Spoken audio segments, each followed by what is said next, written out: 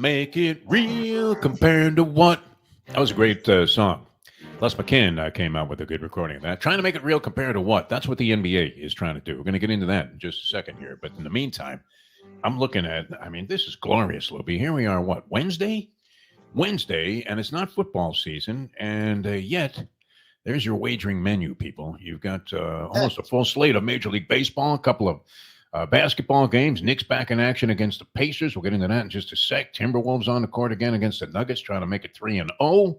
Our Panthers here in South Florida going against the Boston Bruins, trying to salvage what's left of their dignity after game number 1, when it looked like they were still in the Bahamas somewhere, sucking down pina coladas. But a lot of action to bet on. And if you're going to bet online is your number one source for all your summer sports this season, from MLB, golf, NBA, and NHL playoff stats. All the latest stats, news, and scores available to follow your favorite teams. Make a good selection. Get the latest odds and lines, including the latest team matchups, player props, and odds on just about every sport out there. Head to the website today or use your mobile device to get in on all the action. Bet online, where the game starts. Oh, where does this game end, Lubie? The NBA now has taken to hiring, they may as well have hired Jackie Collins. They've taken to hiring fiction writers to do the last 2-minute report. Can you believe this? Literally, I'm looking at this last 2-minute report that came out on the Pacers game from a couple of nights ago. Now, should we really be doing this, Lubie? Should we really be bitching about officiating in the National Basketball Association or any professional or college entity for that matter involving sports? Should we be bitching about this for 48 hours, Lubie? What do you think? Probably not, but I love these stupid reports that come out that point out how annoyed you should be with no recourse. It's ridiculous. Jackie Collins, great fiction writer, right? I don't know. She wrote like a zillion books. They're all very successful. Yes, yeah. Is she still alive? I don't know. She would be an odd choice if she was deceased to be writing these last 2 minutes of reports. But the last 2-minute report on that Indiana Pacers game and the New York Knicks should have said what? We robbed them. We did it. We did what the league wanted. We handed the game to the New York Knicks. Calling that, can you imagine calling an offensive foul an illegal screen on Miles Turner with 12 seconds to go in the game? The Pacers are down 1. Tyrese Halliburton, who is shooting the ball very poorly, is standing at the midcourt stripe. Let the poor fucker hoist one and see what happens. Instead, away from the ball, miles away from the action where it was going to make any kind of a difference, DiVincenzo goes ahead and does a dive that was worthy of anything that you would see in the upcoming Olympic Games in Paris. My God, he would have won at least a silver medal for taking this dive. Jake LaMotta didn't take that big of a dive when he threw that fight so he could get the title shot in Chicago. You want to fight for the championship? I tell you what, you're going to lose one, kid, but don't worry about what did I do? What did I do? He's screaming in there. But here's how the report reads. What should it have read, Lubie? Listen, we flat out blew the call. Yeah, there was like 4 calls that they blew. What are they going to say? What are they going to say? Well, they do. They say we made a mistake, and it's unfortunate, but this is the way that it stands. And look, that was an atrocity. The handball that was called a kick. Well, yeah. That was, you're not allowed to put your hand in there and try to steal the ball. All of a sudden, you're messy. What the fuck? I understand a handball in soccer is not a good thing, but I thought the whole idea of getting down low and trying to get to the floor there and swipe a dribble is to get your hand on the ball. This is how the game was designed. Let's dig up Naismith and see, was this one of the things that you would incorporate it into the rules of the game of basketball? Yes, it was right there in the original constitution of the game. But instead, they write this. Replay review of the foul called on Turner of Indiana, pursuant to a coach's challenge, was deemed unsuccessful. Turner turns into DiVincenzo's of the New York Knicks path and does not give him time and distance to change direction prior to the illegal contact. That's what the report has stated. Before saying of the later non-call, Turner extends into DiVincenzo's path and delivers contact with his side during the screen. That's the problem with that screen is that's not what happened. The only issue you could have had is that he wasn't entirely set standing still. And even that was a load of fucking garbage. He got there first. So he did, as long as he gets there first, what is that? He didn't give him time. That's the idea. The idea, that totally goes against, then outlaw screens. Like, the idea of the screen is that you get there and he doesn't have time to react. So your player has a path and now there's a defender who's fucking lost. That's the idea of a screen. That literally last night I was watching it. the Celtics game, every screen the Celtics set was more movement than what Miles Turner Absolutely. did. Never thought to blow a whistle because unless you take out a dude, not a guy run into you because he's a dumbass and then flop. You take out a guy throwing a hit or getting in there and bumping him. They don't call it legal screens because every screen would be illegal. You don't have time to like do textbook with your hands over your groin and like that's what time do you have to do that? Like that's a little. What are you watching? Red on Round Ball from the old halftime filler show that they used to have with Red Auerbach? Okay, kids. You imagine Red Auerbach probably hated kids, and he's sitting there with a bunch of 5-year-olds explaining to them the art of the crossover dribble there with Bob Cousy doing the demonstration. I mean, you could explain this away any way that you want to, and the only way to explain it is to say, we fucked up. We would respect that. And then, you know what? In future situations like this, we'll consider whether the contact actually meant anything. Did it have any impact whatsoever on the play? My God. They were talking about a steward's inquiry possibly in the Kentucky Derby because of the banging that was going on down the stretch between Sierra Leone and Forever Young. And in a lot of cases, I mean, if I had money on it the other way, you know they would have taken that horse down. But they decided, listen, it's a Kentucky Derby to 20 horses. There's going to be some banging. That's going to happen in the NBA in a half-court set. But when the guy's standing at the mid-court stripe and you have a pick well away from the ball there that involves a guy that's not even attempting to cover Halliburton, then how on earth could you possibly make that call and then come out subsequently with this total bullshit report and justify it? But that's where we're at with the NBA. Still, the action has been pretty compelling. And as you look at the game tonight, so how does this impact the game tonight in your eyes, Mike Lubie Lubitz? Knicks, Indiana Pacers. The Indiana Pacers, kind of an upstart team, young team, got some talent. Halliburton, not particularly hot. Picked a bad time to stop sniffing glue, right? All of a sudden, his shot is off. And he's the one guy that you're expecting to carry the Indiana Pacers, in spite of his problems that plagued him in game number 1, shooting the basketball. They're still right there. It's as you said, Libby, it's a 1-point game. With 12 seconds to go, Indiana has the ball. If they drive it to the basket, would the refs have swallowed their whistles? That's the funny thing. If Halliburton had driven it all the way to the basket and got hammered by 3 New York Knicks, including Willis Reed from the grave, Never would have called it.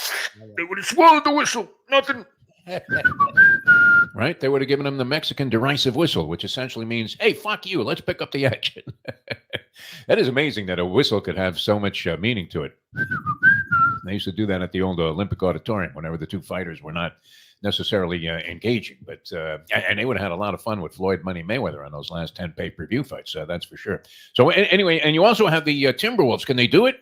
The Timberwolves back in action. Game number 3 against the Denver Nuggets. Mike Lubie Lubitz. Are the Nuggets finished in this series? They now have to win. This always gets me when you start doing the math. You lose the first 2 at home, and now you have to win 4 of the next 5, including a possible 3-game sweep of the Minnesota Timberwolves in Minnesota. You can afford to lose 1 more game in the series. You got to win 4 out of 5. Did it look to you like the Denver Nuggets without some kind of do they go to a retreat? What do? Do they hang out with Aaron Rodgers and do mescaline in the desert somewhere? How on earth, other than your magic wand theory, Lubie, do the Denver Nuggets turn around what appears to be just a blatant and a very heavy case of lethargy by comparison to what they were doing last year in the postseason? How do they turn that around tonight against the Minnesota Timberwolves in Minnesota?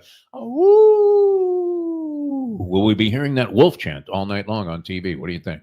Look, it's hard for me to believe that they don't get a game or 2 at least in this series. I feel like they're sort of out of it at this point. I mean, you go down 0-2 at home. It's hard to overcome that and win the series. Look, I get it, Dallas did that in hockey, but this is basketball. Basketball's hockey's completely different. There's no comparison to hockey in any other sport. We know that.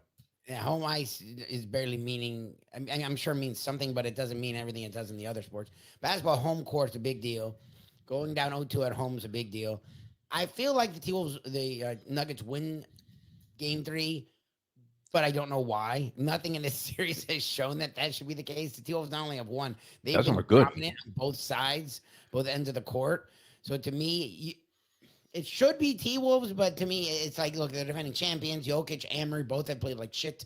And look, in large part, that's because of the T-Wolves. I think the T-Wolves are just really aggressive defensively in a way that no one is in this day and age in the NBA. And the Nuggets don't know how to contend with it. But I feel like they muster something, get a win tonight, and then we'll see. and then we reevaluate the series. But right now, I mean, and even last night, the Thunder, like those two teams are going Annihilation against the Mavericks. every night, one or the other between the Thunder and the two of us are just dominating. It's actually Yeah. impressive to see It's these funny how young little those two teams are talked about by comparison to the Lakers and the Golden State Warriors this year. On all of the television talk Exactly. shows, radio talk shows, all anybody talked about was Golden State, LA, Golden State, LA, LA, Golden State. And here, I mean, isn't it refreshing to see some new teams maybe emerging? Yes. Denver is a relatively new team in the equation, although they've had Jokic for some time and been able to configure some excellent supporting players around him, including Jamal Murray, who was way off and was fined $100,000, by the way, Lubie, which was kind of a light treatment, wasn't it? I mean, you throw some piece of shit out there on the court that could potentially injure these $50 million a year ball players like Karl Anthony Towns and Anthony Edwards. I mean, can you imagine if this guy had slipped and turned an ankle as he throws this brace out there on the court? How could that not draw a suspension? I know that the only guy that was in favor of not suspending Jamal Murray for this activity was Draymond Green. What a surprise that is that he would have that opinion, because he doesn't care if you decapitated a guy and rolled his fucking head out there. He would say 2 games was too much for that. So a bit of a mess there. A lot of controversy surrounding the NBA. We have the Panthers and the Bruins tonight. Is it fair to say that, the Timberwolves game against Denver is a pivotal game 3? And is it fair to say that game 2 tonight between the Panthers and the Bruins is a pivotal game 2? And getting back to our theory that all games are pivotal in the playoffs, Louis, saw a stat last night. And I guess you could kind of throw any number out there and people would have a hard time like finding a justification for it or validation for it. But I believe the stat was this, that 68% of the teams in the NBA that win game 1 of their series, almost 70%, 7 out of 10, who win game 1, win the series. Now, you're also looking at a team that has the home court advantage in game number 1 usually, but that's not the case. This stat applies to all. So Minnesota, having won game 1, falls into that category of being among the 68% that go on to win the series. So how could you say that game 1 is not pivotal if 7 out of 10 teams that win that first encounter win that game? Why am I always trying to justify our theory that all games are pivotal, Lubie? This should be self-explanatory, no? The playoffs. Put it this way: the Panthers going down 0-1 is not the dream. I feel like tonight's a must-win for the Panthers. I mean, you don't want to go down 0-2 again at home. 0-2 at home, it can be overcome, like you said. In the NHL, you can overcome anything. Do you want You could to? overcome having no teeth and still eat a steak. It's amazing. I'm sure they do, but I don't want that. So look, every game's pivotal. It's the playoffs. You don't want to lose any of the games. I mean, you just look. Last night it was only 1 game, but the Cavs look like they're already out of that series. By the way, I didn't see this. I've seen clips of it, and I've seen segments of it, and there obviously were some highlights that isolated. You look and you go, my God, it's startling. And I've told you this story many times, Lubie, but for the audience out there, you never want to be asked to host a roast unless you know for sure that nothing is off limits. Nothing. 0 is off limits. I was asked to roast the management of a radio station I was working at. And let's face it, there was a lot to roast there because these guys were completely fucking inept. All right. Not only were they broke, not only were they full of shit, but they were totally inept. Now, if I had just come out and said that and walked off the stage, maybe we could have gotten away without as many hurt feelings, without as many tentacles just dangling there in the wind, where people ended up despising me from the management of this company. And eventually, I mean, it was a very adversarial relationship, all based on the fact that I was hosting a roast and I was told by somebody that was high up there in management, go ahead and hammer these guys. They really want you to be funny up there. And then you have to draw a line. What's funny? What's funny to me may not be funny to the guy that you're talking about. And that's what happened so far. I mean, everybody's complaining about this Brady roast. Have you seen it? Giselle's not happy. She's upset. Oh, okay. Because I thought people loved it. I don't know. I haven't watched it. I'm not going to. It's funny. I despise Brady. So you hate Brady that much? You wouldn't even watch him get roasted? That's the thing. You would think I'd want to watch people slam him. But I know what the point of a roast is people who like you saying mean things, but they don't mean the mean things. I don't know. To me, a roast is a weird thing. Like I would never subject myself to that at all. It's okay to laugh at yourself. That's what the spirit of a roast should be. And there are going to be some exaggerations that may not be particularly flattering. But Kevin Hart opened it up by saying that Brady basically traded his family for a chance to go 8-9 with the Buccaneers that one year. Yes. Then he was talking about how Giselle was taking, he should have seen something was up, right? She was taking 8 karate lessons a day and still was a white belt. Aaron Hernandez, fiance. Obviously, Aaron Hernandez no longer with us, and a tragic story all the way around there. But Aaron Hernandez, fiance, not happy. Nobody's happy with what happened at this roast. Even Tom Brady supposedly had taken exception with some of the things that were said. He was even a little offended by it, but he seemed to take it well in stride, did he not? No, You think he just hated it? Can you imagine Michael Jordan getting roasted like that by his friends? He wouldn't allow it. That's what's weird about Brady. Netflix must have offered him a lot of money for that, which at this point, like, what money does he need? I mean, he's going to get hundreds of millions to be horrible at broadcasting. Like, I don't know. Is he going to be bad? I tell you what, the guy that looked like they should have hired was Belichick. yeah. How is it that Belichick couldn't get a job coaching, and he did get a broadcasting job, but not the kind of job that you would anticipate, as they're giving $350 million to Brady, and it does appear that Belichick would be far more fascinating in the booth that you can ever imagine Tom Brady being. But we'll see what happens with that. I guess we'll get a chance to see it this year, because what's great about having a $350 million 10-year contract? You can decide when you want to start, Lubie. Maybe you never start. You just take a little bit of the money and go ahead and get roasted again. That would be the way to go. All right, we have to run. Good luck tonight. Who are you picking? Knicks, Pacers. Knicks laying 5. What do you have, Louis? The refs are going to be fun. But after that game, all the attention they got, I don't know if they can be as overt. And again, the Pacers actually played like shit. Like my Knicks fans friends were like, "Oh, we didn't even play that well." I'm like, "Yes, you did. You did play well. Brunson got over 40 and Hart got over 20. Like, that's your team. The rest of your team sucks. Like, that's my whole point with your team is you did play well. They didn't. Halliburton did nothing. Turner did nothing. And Siakam did nothing. And they should have won. And they were playing the refs. So I don't see all three of those guys playing poorly again. And I don't see the refs being as involved. They're going to be involved. But I don't think they can totally change the outcome like they did last game. If that happens again, that's it. We're done with Adam Silver. Adam Silver, do you have no conscience? I'd say Pacers tonight. Have you no shame, Adam Silver? See, we're still bitching about it 48 hours later. It's amazing. I can't wait to see how they butcher this ball game tonight. One last note, Rashee Rice of the Kansas City Chiefs, involved in a car crash while he was racing at 150 miles an hour on a common highway. People were injured. There are lawsuits flying back and forth. He was, I guess he was arrested on this thing. I don't know what the consequences are going to be. And is facing naturally a suspension. And we wouldn't care about the people who died. We're just worried about how many games he's going to be suspended in the NFL. That's the way society is today. Yeah, never mind the brain injuries. How many games is he going to miss? Is he going to miss 2 games? Because I tell you what, I got the Chiefs over 13 this year. That's all anybody cares about. But apparently now has punched a photographer, and it's an assertion. I would imagine he's being hounded by people, and probably not too comfortable with that either at this stage. I guess it could get to you a little bit, but not to condone it or justify it. He's in the public eye. He knows that this stuff's going to happen. You can't go Alec Baldwin on everybody, right? Yep. And just start throwing punches, throwing bombs like you were, coming out to fight Canelo in the 11th round. Forget about that. All of a sudden, he's Munguia trying to throw some punches and stay in the fight. But, he literally has gone, from Jerry Rice to Ray Rice in a short period of time, this guy. And he looked like a very promising receiver. Of course, it was well noted that the Chiefs traded up and managed with Buffalo and managed to snare a very, very promising and highly regarded receiver. So maybe they were anticipating that this guy wasn't going to be around this year. But Rashee Rice, I tell you what, you got to straighten this thing out, because he looked like he was going to be a lot of fun to watch. We've seen problem children in that position before with the Chiefs. And the Chiefs have their share of sordid behavior, including that of Andy Reid's son, who I think just got out of the slammer there after that fatal crash that he was involved in while drunk.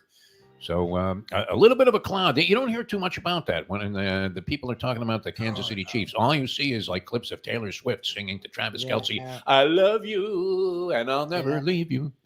So it's nuts. All right, we got to run. It's going to be another good day. You couldn't ask for a better time in sports. So many things happening, and maybe we'll get more bullshit out of the NBA tonight. For Michael Lubitz, I'm Jeff DeForest. Thanks, everybody, for tuning in here. Caffeine TV, NoFilter.net, and all the other platforms that carry today's edition of the Morning Briefing.